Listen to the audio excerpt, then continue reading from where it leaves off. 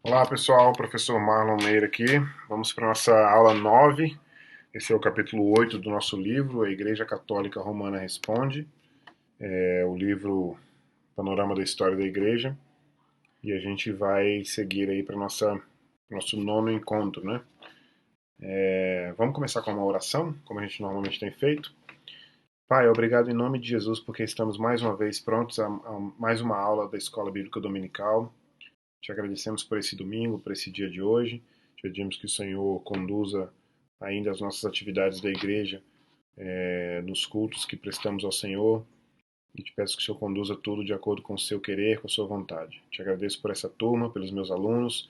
Te peço que o Senhor nos dê sabedoria para aprender, para servir o Senhor através do conhecimento. Em nome de Jesus, amém.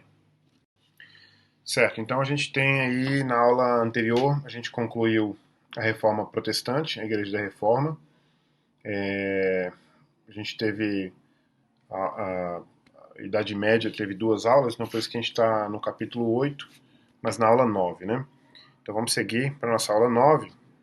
Essa aula 9 é a aula que, segundo o capítulo do livro, chama a Igreja Católica Romana Responde, e aí a gente já começa fazendo uma observação sobre a terminologia, terminologia contra-reforma.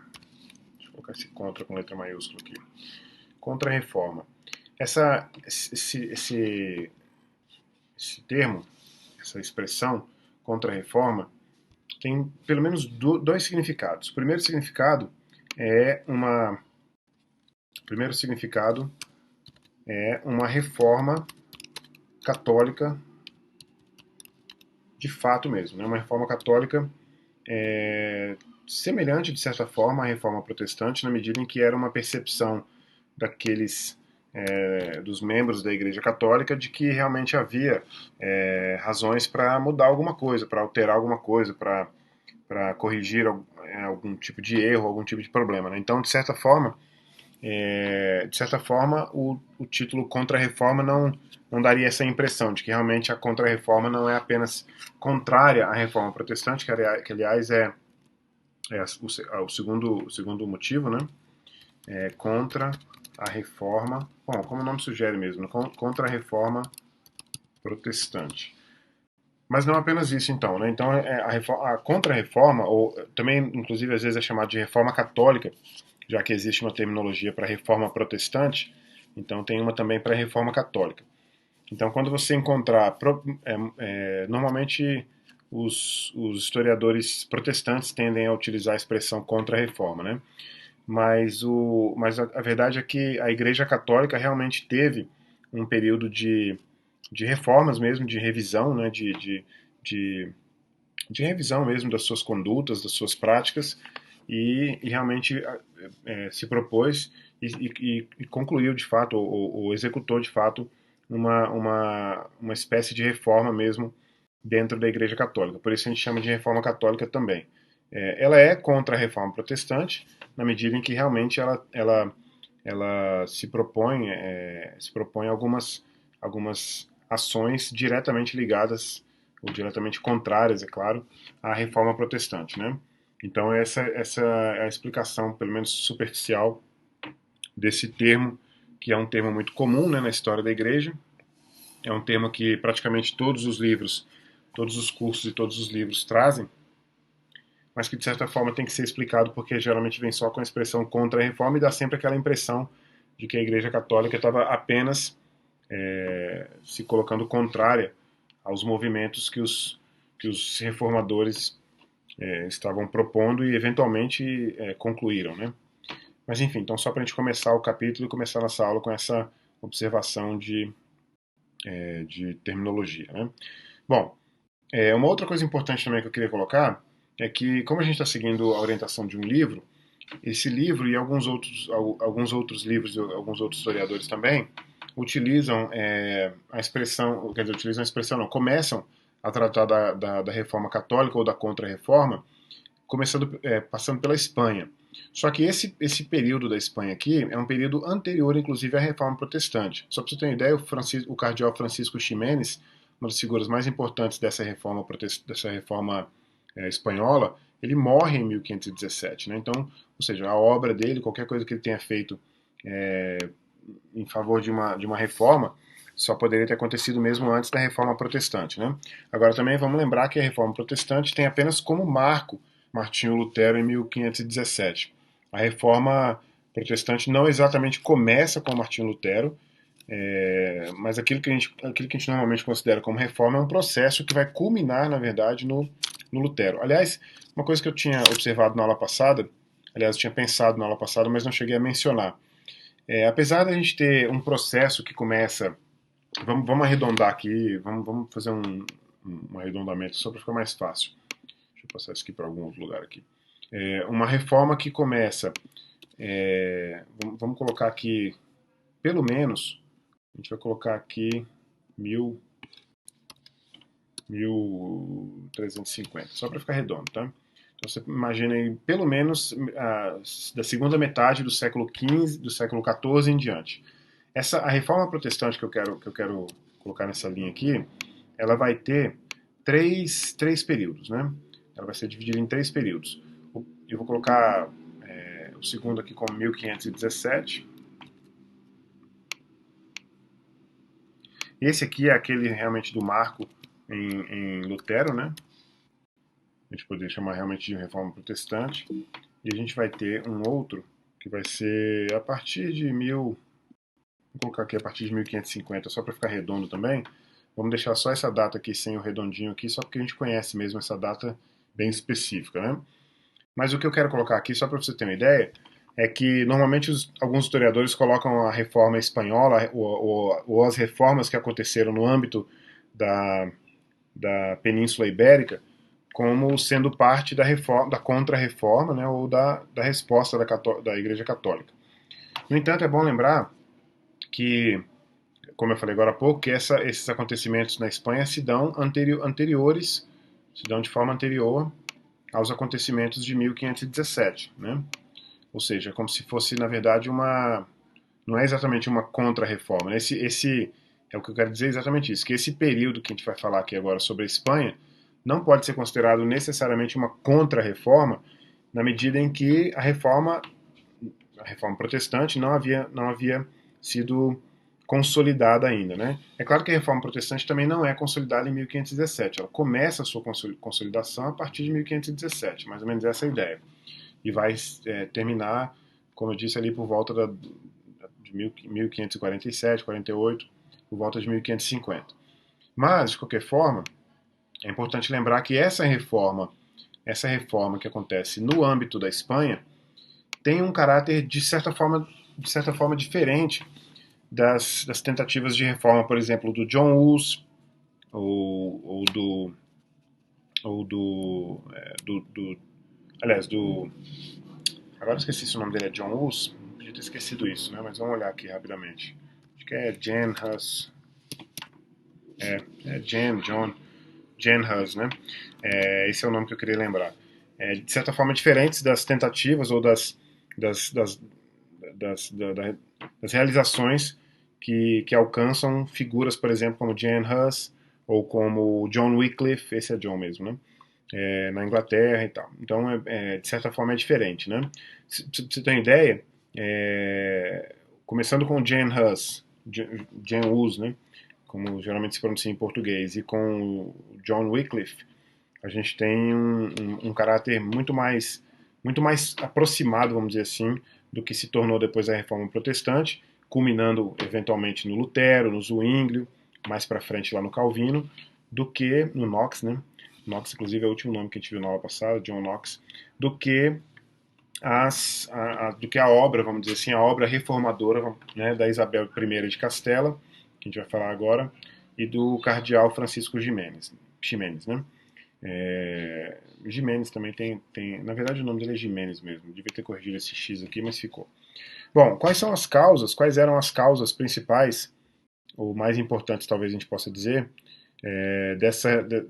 desse movimento de reforma dentro do âmbito da Península Ibérica, mais especificamente na Espanha, porque Portugal não tem esse caráter, não tem características semelhantes, mas no âmbito principalmente da Espanha, com a Isabel I de Castela e com o cardeal Francisco Giménez. Então as causas seriam uma das causas tem a ver com Portugal, de certa forma tem a ver com a Península Ibérica toda, porque é o entusiasmo a partir da Reconquista. A Reconquista é o quê? Reconquista é o movimento ou o processo que leva à expulsão dos mouros, e os mouros é o nome que é dado para os muçulmanos da Península Ibérica. Então a Reconquista é a saída, ou quer dizer, a expulsão mesmo dos mouros da Península Ibérica. Então esse acontecimento é um marco na história da Península Ibérica, um marco na história da Espanha e de Portugal, e isso causa um grande entusiasmo do ponto de vista, eu ia falar espiritual, mas do ponto de vista religioso, né? Do ponto de vista religioso causa um grande entusiasmo na Península Ibérica. Então uma das causas da reforma é exatamente esse entusiasmo que começa a partir da Reconquista. Além disso, uma coisa muito legítima, acho que não que o entusiasmo pela Reconquista não seja, mas eu acho que muito mais legítimo, e aí sim mais próximo de um caráter espiritual, seria a piedade e o misticismo medievais. A gente tem visto desde o século IV, exatamente o século IV, exatamente a partir de cerca de 323, quando Constantino determina que a Igreja Católica não deve mais ser perseguida, que ela é uma religião lícita. Desde então a gente tem visto o fenômeno chamado monasticismo, né? Mas também de certa forma o misticismo tem uma ligação com o monasticismo na medida em na medida em que as pessoas têm uma aproximação muito maior da vida espiritual do que da vida ritualística ou prática, né? Então a piedade e o misticismo, e eu poderia colocar barra monasticismo, não são a mesma coisa, mas na minha percepção aqui estão muito próximos, são também características que vão culminar naquilo que a gente conhece como uma reforma essencialmente espanhola, né? Quais são as características mais importantes dessa reforma? Aliás, é importante lembrar que as duas figuras mais importantes, sempre lembradas, entre outras que normalmente num curso como esse nosso não são trazidas à tona, mas é Isabela I de Castela, esposa agora não posso esquecer o nome dele, Fernando, Isabela I de Castela. Isabela I de Castela. Fernando II de Aragão. Então, Isabela, esposa do Fernando II de Aragão, rainha, portanto, de Castela. Castela, eu até tinha separado isso mais cedo aqui, mas depois acabei não deixando aberto a página. Aliás, eu fechei um pouquinho antes de começar a gravação. Mas eu queria mostrar Castela aqui. Rainha de Castela, deixa eu ver se aparece Castela aqui. Aqui. Castela é essa região aqui no norte, centro-norte, vamos dizer assim, né, da Península Ibérica. Essa aqui é a Península Ibérica. Portugal hoje tem uma porção um pouco mais para baixo aqui, mas essa aqui é a região da Península Ibérica, que faz fronteira diretamente com a França na Europa e com no norte da África, esse Estreito de Gibraltar aqui com o país daqui, cuja capital é Marrakech, qual é o nome do país aqui, cuja capital é Marrakech? Esqueci o nome agora. Um país.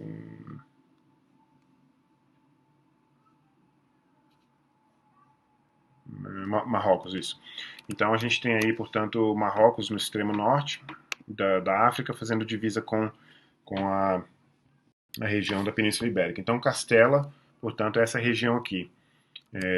Nesse sentido, então, a gente tem Isabela I, rainha de Castela, e o cardeal Francisco Ximenes, que é a figura máxima da reforma, figura religiosamente falando, máxima da reforma espanhola e braço direito e pessoa de completa confiança da Isabel de Castela. Os dois, de maneira muito honesta e de maneira muito autêntica, e quando eu estou usando essas expressões, não que eu esteja dizendo que a reforma católica não seja nem honesta e nem autêntica, mas como ela é uma resposta a uma reforma que já estava em curso, né, ou seja, a reforma protestante lá na frente, lembrando aquele quadro, né, a gente está aqui ainda nessa primeira metade, né, mais nesse terço aqui, né?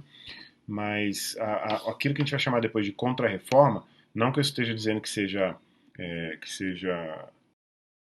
não seja autêntica, mas ela parte como uma resposta. O próprio título da nossa aula de hoje é isso, né? Resposta da Igreja Católica Romana. Aqui não era uma resposta, aqui um movimento de percepção mesmo de problemas graves no seio da Igreja e que, portanto, implicava na, na, na organização da Igreja. Essa organização, portanto, é que a gente coloca como parte daquilo que a gente chama de Reforma Católica, pelo menos como esse livro aqui chama. Então, quais eram as características? Santidade nos mosteiros e conventos, ou seja, se houvesse e havia, de certa forma, numa proporção menor, quer dizer, mas se houvesse problemas nos mosteiros, os mosteiros deviam ser um exemplo, né? Pelo menos originalmente eram um exemplo de santidade, de retidão, de ética, né? E qualquer problema que houvesse deveria ser resolvido nesse projeto de reforma espanhola, né? A renovação também dos votos monásticos, ou seja, se havia votos, esses votos estavam sendo desobedecidos, vamos dizer assim, então que houvesse a renovação desses votos para que os mosteiros pudessem, os conventos pudessem, portanto, seguir ou retomar o seu curso natural de um ambiente eticamente adequado, né, santificadamente adequado. Além disso, uma ênfase na pobreza do clero, isso é um aspecto importante no final da Idade Média, por causa os mosteiros tinham originalmente essa característica, né? O fato da igreja ter se associado com o império dava para os bispos e para as autoridades na igreja uma margem muito maior de contato com o mundo imperial e, portanto, elitizado ou rico, né? E isso desviava a atenção e por causa disso, a mendicância ou a opção pela pobreza, enfim, a questão do sacrifício eram questões caras para os mosteiros, para os monges, né? E, portanto, uma ênfase na pobreza do clero era uma outra característica também do Ximenes e da Isabel. Altos padrões de instrução, com a fundação, por exemplo, da Universidade de Alcalá. Eu tenho quase certeza que essa palavra Alcalá tem origem no árabe, porque o árabe, depois do domínio muçulmano na Península Ibérica, nós da língua portuguesa, por exemplo, temos uma série de palavras que começam com AL, e AL é uma partícula da língua árabe, né? Mas enfim, a Universidade, portanto, de Alcalá, e nessa Universidade de Alcalá, ou seja, com todo esse aparato, com esse aparato intelectual e acadêmico, o Ximenes vai, portanto, desenvolver aquilo que ficou chamado como a Bíblia Complutense, Bíblia Multilingüe Complutense, que era uma tradução, uma versão da Bíblia, das Escrituras, em hebraico, grego e latim, como se fosse uma espécie de guia para o estudo mesmo das Escrituras, com base nas línguas, pelo menos nas 3 línguas mais importantes, tanto o grego original, no caso do Novo Testamento, quanto o hebraico original, no caso do Antigo Testamento, e o latim, por exemplo, na Septuaginta ou nas demais versões que pudessem haver, a versão de Áquila, por exemplo. Não sei se essas duas versões, tanto a Septuaginta quanto a de Áquila, aparecem na versão multilingüe, mas de qualquer forma, essas 3 línguas são importantes na formação dos 2 cânons, né? Tanto do Antigo quanto do Novo Testamento. O uso da Inquisição, daí já começa com características negativas, e a perseguição de judeus e muçulmanos, ao ponto inclusive de expulsão do país, proibição de conversão. Se houvesse algum tipo de tolerância, por exemplo, para os judeus que haviam se convertido para o cristianismo, então não havia tolerância para aqueles que desejavam voltar para o judaísmo. Então, expulsão, perseguição, morte e tomada, por exemplo, de posses, né? Bom, então essas são as características, portanto, dessa reforma de Isabel I de Castela, do cardeal Francisco Ximenes e da reforma espanhola. Nesse contexto ainda agora sim, um pouco mais para frente, um pouco posterior à reforma protestante, ou pelo menos concomitante a ela, porque a Companhia de Jesus é fundada em 1534 pelo Inácio de Loyola. Então, pelo menos aqui a gente já está falando do posterior a esse, já nesse lado aqui, né, vamos dizer assim, desse lado aqui de 1517, ou seja, pós-reforma protestante de fato, né? Então vamos para os jesuítas rapidamente. Bom, o Inácio de Loyola é um militar que sofre uma ele leva um tiro, se não me engano, de canhão, e ele fica hospitalizado por um tempo, depois ele perde inclusive parte dos movimentos de uma perna, se não me engano, e ele, durante o período que ele está de recuperação, ele tem uma experiência espiritual, uma epifania, uma conversão, que seja, e ele, portanto, funda, ou a partir daí ele tem uma perspectiva espiritual completamente diferente, e depois de um determinado momento, ele vai, a partir da sua dedicação à igreja, ele vai fundar, portanto, em 1534, a Companhia de Jesus. O nome das pessoas que pertenciam à Companhia de Jesus eram os jesuítas, né? A gente normalmente conhece, sempre fala dos jesuítas, né? Mas os jesuítas são membros da Companhia de Jesus. Essas ordens religiosas, né? Que sempre existiram, ou que passaram a existir principalmente a partir do século XIII, mas de qualquer forma os franciscanos, os mercedários, enfim, os jesuítas, né? A Companhia de Jesus. E, portanto, Loyola funda essa Companhia de Jesus em 1534. Ela tem um modelo militar, porque, obviamente, o modelo que o Loyola conhecia e apreciava era o modelo militar, mas aí quando eu falo modelo militar, não de guerra, né? Ou seja, não de um exército, não era uma ordem com a intenção bélica, era uma ordem que tinha disciplinas seguidas de um modelo militar, né? Era dividido em 3 setores, geralmente falando, né? Não exatamente, não muito formalmente, mas era dividido em 3 setores, quais sejam educação, missões, e aí sim entra o aspecto da contra-reforma de fato, que é a luta contra as heresias, e é claro que as heresias contra as quais lutavam os jesuítas eram eminentemente protestantes, né? Então, quando se fala em luta contra as heresias no contexto dos jesuítas, a gente está falando mesmo de contra-reforma mesmo, né? Aí sim, contra-reforma, tal como o nome sugere de fato, né? Também no aspecto das missões havia missões bem-sucedidas na Ásia, por exemplo, com Francisco Xavier, entre 1506 e 1552. Obviamente, aqui não aparece, mas obviamente um outro setor, uma outra região, quer dizer, de missões bem-sucedidas. Se bem que, para dizer que são bem-sucedidas, tem que ver qual o critério, né? Qual o parâmetro. Mas bem-sucedidas na medida em que foi a pretensão da própria Companhia de Jesus, né? Segundo o critério da própria Companhia de Jesus. Então, bem-sucedidos também na América Latina, especificamente o Brasil, bom, Brasil e Espanha, mas falando especificamente do Brasil por causa do nosso caso, né? É, depois vai ter problemas de várias ordens, inclusive no caso do Brasil especificamente, o Marquês de Pombal vai expulsar os jesuítas do Brasil e eventualmente, se não me engano, em 1783,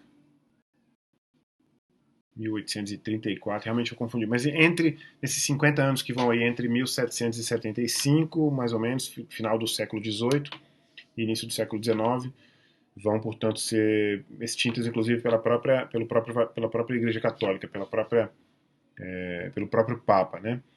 Mas, enfim, durante o tempo que existiu com atividade constante, inclusive uma delas é um índice de livros proibidos, isso aqui relacionado diretamente à Reforma Protestante, porque a Reforma Protestante foi um período fértil de produção literária ou de produção teológico-literária, e obviamente a Inquisição, que era uma assim como no caso da reforma da reforma espanhola, um recurso ao qual se valeram aí os contra-reformadores, vamos dizer assim, se é que existe essa terminologia, né?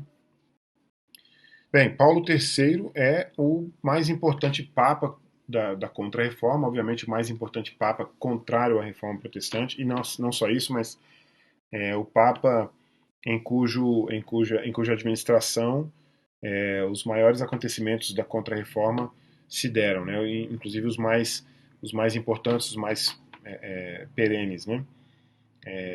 Aliás, perenes não, os mais duradouros, né? Então, o interesse, o Paulo III tinha características muito peculiares, muito pessoais, como, por exemplo, ele demonstrava um interesse muito maior em astrologia do que de teologia, e muito maior também na transformação de Roma como uma cidade gloriosa, de riqueza e prestígio, do que na própria igreja. Então, era um papa muito menos. Aliás, ele era um papa, entre aspas, eu posso colocar aqui, entre aspas, porque não é justificativo, é só uma forma de categorizar. Mas um papa vítima dos movimentos de renascimento, né? Apesar de a gente estar falando aqui já em 1500 deixa eu ver qual é o ano aqui, 1545, né? Ou seja, final da primeira metade do século XVI, mas por causa da influência do Renascimento, o Papa Paulo III também tinha um interesse muito grande em Roma como a partir de um caráter, de uma característica muito mais próxima do humanismo, né, e do renascimento do que da própria igreja, né, da próprio cristianismo, enfim. Então era uma característica desse Papa Paulo III. Como reformador, ele reconheceu a Companhia de Jesus, foi exatamente no período em que ele era Papa que a Companhia de Jesus, em 1534, foi reconhecida, né, o ano de fundação da Companhia de Jesus. Apontou cardeais sérios, isso é um aspecto importante. Aliás, o Concílio de Trento, que é o que a gente vai ver logo mais, que é o concílio convocado exatamente pelo Paulo III no contexto da Contra-Reforma, tem várias características muito importantes, muito positivas e algumas delas diretamente ligadas às maiores reivindicações, por exemplo, dos reformadores, Lutero, por exemplo, né? Então, organizou um comitê para investigar abusos e recomendar reformas, ou seja, havia realmente um interesse sincero de que houvesse correção de qualquer erro que fosse admitido, claro, né? Só tenta corrigir erro que se admite, mas uma coisa é não admitir nenhum erro, outra coisa é admitir alguns erros e tentar corrigi-los, né? E ele é o Papa, portanto, que convoca o Concílio de Trento. O Concílio de Trento é importante porque ele é o concílio que responde, de fato, à Reforma Protestante. É um concílio, assim como os concílios da era da Igreja Antiga, entre o século XIV, entre o século IV e o século V, que decidiam questões relacionadas à heresia, o Concílio de Trento tinha a intenção também de resolver a questão da Reforma Protestante, considerando ela como uma heresia, né? Mas, de qualquer forma, algumas características muito importantes. Por exemplo, a educação sistemática e treinamento do clero em seminários. Isso para evitar, e já na linha também do Ximenes e da Isabel de Castela, né, que tinham essa percepção de altos padrões de instrução, né, instrução clerical. Então havia essa percepção de que havia papas, por exemplo, havia padres, havia bispos, enfim, clérigos de hierarquia, de alta hierarquia que não sabiam ler. Como que uma pessoa que não sabia ler poderia ter lido a Bíblia, por exemplo? Como que um bispo poderia não conhecer as Escrituras, tendo lido elas, né? Então, para que coisas como essa, fossem evitadas, a educação sistemática e o treinamento do clero em seminários, ou seja, em ambientes especificamente preparados para esse tipo de treinamento, foi uma das conquistas, né, da história da Igreja e que foi dada no Concílio de Trento. Além do mais, estudos tomistas, mas aqui também é importante lembrar que, apesar de não serem negativos por si só, são negativos talvez por comparação ao agostinianismo da reforma protestante, mas é importante porque um retorno ao tomismo significaria, no mínimo, um retorno a características intelectuais, né, reflexivas, teológicas, e não simplesmente simonia, por exemplo, ou, enfim, troca de cargos ou coisas desse tipo. Um ponto importantíssimo, diretamente ligado a Lutero, que é a abolição das indulgências. A abolição das indulgências significa perceber que elas realmente causavam problema, não necessariamente que elas eram erradas, porque a percepção da Igreja Católica nesse período não era de que elas eram erradas, ou pelo menos a percepção da Igreja como instituição. É claro que havia pessoas dentro da igreja que entendiam como sendo um absurdo, mas não deixavam de praticar. Mas elas são abolidas de qualquer forma. Há uma outra observação também, uma outra percepção na relação de obrigações do clero, ou seja, havia bispos, por exemplo, havia clérigos que como não adotavam o celibato, acabavam engravidando mulheres e cuidavam das suas famílias muito mais do que cuidavam da igreja, né? E uma das razões do celibato seria exatamente essa separação para o ministério completo, né? Não que fosse uma exigência ou uma orientação bíblica especificamente, mas era assim que era visto, pelo menos como a razão principal. E havia situações em que o clero simplesmente não cumpria com as suas obrigações porque não havia clareza nessas obrigações, né? Regulamentação também do uso de relíquias, apesar de não deixar de existir, mas regulamentação para que ela não fosse utilizada de forma completamente incoerente, né? Reestruturação da ordenação dos bispos é importante, a questão da ordenação dos bispos era uma confusão, era uma troca política em alguns casos, era realmente algo muito além, muito aquém, vamos dizer assim, de características bíblico-cristãs, né? Eticamente falando. Mas aí daqui para baixo algumas características que são, assim, como nós somos, nós estamos aqui na nossa escola bíblica dominical de uma igreja batista, ou seja, protestante, né, da reforma e tal. Então nós temos a percepção protestante. Aqui são mudanças a partir de agora que são contrárias à nossa percepção, nossa perspectiva de protestantes. Né? Então, por exemplo, a defesa dos dogmas católicos em contrariedade às exigências de Lutero, por exemplo, ou algumas delas, né? Rejeição da justificação pela fé, isso aqui vai direto na teologia de Lutero e obviamente do Calvino. E tem a ver com a próxima também, que é a necessidade de obras para a salvação, ou seja, por mais que houvesse por mais que houvesse um interesse em reformas, não houve um interesse em reformar essa questão, por exemplo, das obras. As obras continuaram sendo fundamentais para a salvação, o que é temerário, já que não é defendido pelas escrituras, não é apresentado pelas escrituras, né? E a confirmação dos 7 sacramentos também, já que Lutero é, já havia abandonado 5 e ficado só com o batismo e a ceia, né? Reafirmação da transubstanciação e do caráter sacrificial da missa, ou seja, duas características dentro da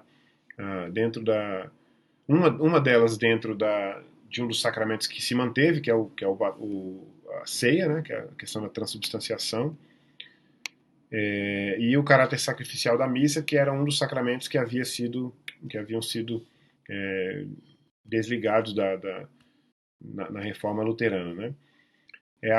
O uso da Vulgata como única versão das Escrituras em resposta direta contra a série de traduções que haviam sido feitas já nesse período. Aqui nós estamos em 1545, já havia sido traduzida a Bíblia no século XIV ou XV, se eu não me engano, pelo Wycliffe para inglês, já havia sido traduzida na língua do Zwinglio, que eu esqueci agora qual é a língua, já havia sido traduzida nas línguas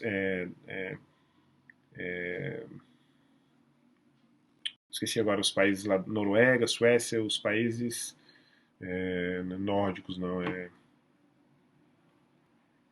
esqueci o nome daqueles países lá mais no extremo norte da Europa. Enfim, uma série de traduções já haviam sido feitas, estavam sendo encaminhadas, e por causa desse aspecto, obviamente contra a reforma, né, a Vulgata passou a ser vista como a única versão das escrituras que deveria ser aceita. A Vulgata era a versão em latim das escrituras, né? Igualdade de autoridade, essa aqui é clássica da Igreja Católica, né? Igualdade de autoridade entre as escrituras e a Igreja, que depois vai culminar inclusive na infabilidade papal também. É claro que aqui eu estou colocando só a escritura e a igreja, né? A tradição da igreja junto com a escritura, né? Mas enfim, essas eram as características do Concílio de Trento e obviamente na sequência do Paulo III. Seguimos aí para outro aspecto desse período da Contra-Reforma ou da Reforma Católica, que é a espiritualidade católica.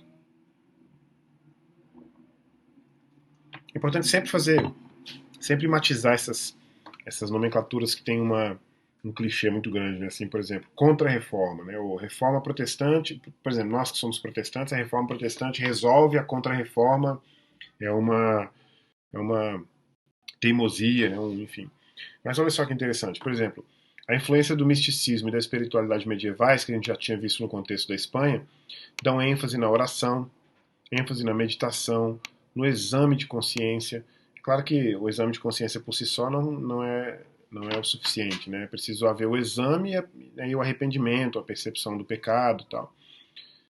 De certa forma também isso é obra do espírito, né? Então pelo menos só de ter um exame de consciência já é algo interessante, já é algo positivo. Como eu disse, a oração, leitura das escrituras e a comunhão com Deus, ou seja, que você tem 5 aspectos, ó, oração, meditação, exame de consciência, leitura das escrituras e comunhão com Deus, que são características que são retomadas, nenhuma delas é nova, são retomadas com a reforma católica. Né? Então, aí nesse ponto a gente chama mesmo de reforma católica, e não só necessariamente de contra-reforma. Né? Eu coloquei 2 exemplos aqui que o livro traz, que são 2 obras de teologia eminentemente católicas, que são fundamentais para a história do cristianismo. Todos vocês devem ler, A Imitação de Cristo, de Tomás A. Kempis, e aí o próprio Inácio de Loyola, o jesuíta que a gente acabou de olhar, o fundador da Companhia de Jesus, com seus exercícios espirituais. Então são características positivas da espiritualidade católica. Né? E eu sempre gosto de colocar como professor, inclusive, que colocar uma percepção de que não existe nada completamente bom na reforma protestante. Quer dizer, a reforma protestante não é completamente boa, assim como a Igreja Católica não é completamente má. E eu estou falando completamente má, colocando a Igreja Católica no mal, né, e a Igreja Protestante no bem, não por uma percepção pessoal, mas porque a reforma protestante é essa percepção. Né? A Igreja havia se rebaixado a um nível, a Igreja que não existia o nome católica, ou enfim, protestante, era a Igreja Cristã, apesar de ter o nome católica no sentido de universal, né? Havia se rebaixado para um nível, se colocado num nível muito baixo, né, no século XIV, século XV, e obviamente eu estou colocando nesse sentido, né? A reforma protestante não é uma reforma completamente boa, porque nada é completamente bom e nada é completamente ruim também, né? Então há características muito importantes do ponto de vista positivo na reforma católica, né? No seio da Igreja Católica como um todo, mas na reforma católica como a gente está olhando aqui. A Guerra dos 30 Anos, então, é a guerra de 1618 a 1648, que define, afinal de contas, a reforma protestante por completo.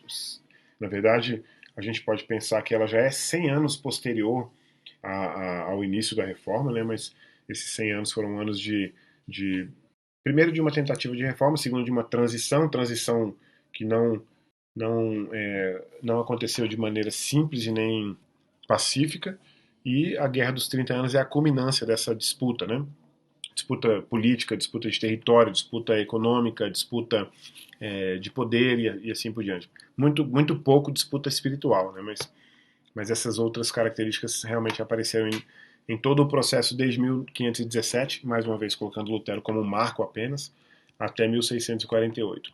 Então a Paz de Augsburgo havia sido uma tentativa de resolver a situação em 1555, no período de Lutero, determinando o luteranismo e o catolicismo com a mesma base legal, né? Ou seja, os condados, os reinos que quisessem ser católicos poderiam continuar sendo católicos, e os condados e os reinos que quisessem ser luteranos, protestantes, poderiam ser também, legalmente falando.